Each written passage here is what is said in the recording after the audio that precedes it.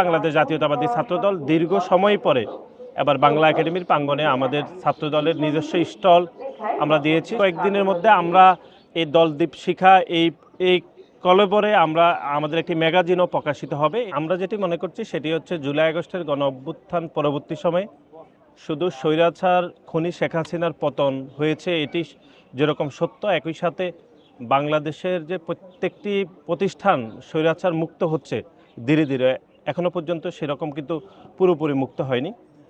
তা আমরা এখন যেহেতু একটি স্বাভাবিক সময়, গণতান্ত্রিক পরিবেশ ফিরে এসেছে, মানুষ উন্মুক্তভাবে কথা বলতে পারছে, মানুষের মত প্রকাশ করার স্বাধীনতার যে জায়গাগুলো আস্তে আস্তে সম্প্রসারিত হচ্ছে, সেই জায়গা থেকে বাংলা একাডেমি এবার উন্মুক্ত করে দিয়েছে যে প্রত্যেকটি মত, প্রত্যেকটি দলের যে আদর্শের জায়গাগুলো তারা প্রচার করার বিষয়ে, সেই জায়গা থেকে বাংলাদেশ জাতীয়তাবাদী ছাত্রদল দীর্ঘ সময় পরে এবার বাংলা একাডেমির প্রাঙ্গণে আমাদের ছাত্রদলের নিজস্ব স্টল আমরা দিয়েছি। সেটি দলদ্বীপ শিখা নামে।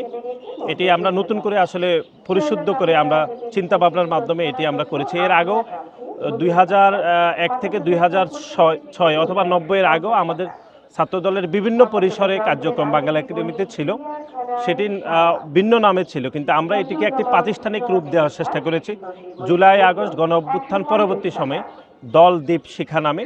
এটি আগামী কয়েকদিনের মধ্যে আমরা এই দলদ্বীপ শিখা এই কলেবরে আমরা আমাদের একটি ম্যাগাজিনও প্রকাশিত হবে। এটি ছাত্রদল এই দলদ্বীপ শিখা এই নামে আমাদের কার্যক্রম পরিচালিত হবে। আপনি যেটি বলছেন আমরা ভেবেছিলাম কিনা, আসলে গণ অভ্যুত্থান তো দীর্ঘ 16.5 বছর ধরে আন্দোলন সংগ্রাম পরবর্তী সময়ে আমরা 5ই আগস্ট ছাত্র জনতার গণ অভ্যুত্থানে এটি সফল হয়েছে। তার পরবর্তী সময়ে যে চিন্তার জগৎ বা বোধের জগৎগুলো আস্তে আস্তে উন্নত হচ্ছে, কথা বলার স্বাধীনতা, চিন্তা সব কিছু উন্মুক্ত হচ্ছে, তারই ধারাবাহিকতায় আমাদের এই বইমেলার ছাত্রদলের স্টল। মাঠের অলরাউন্ডার আমি, আর ঘরের অলরাউন্ডার টাইলক্স।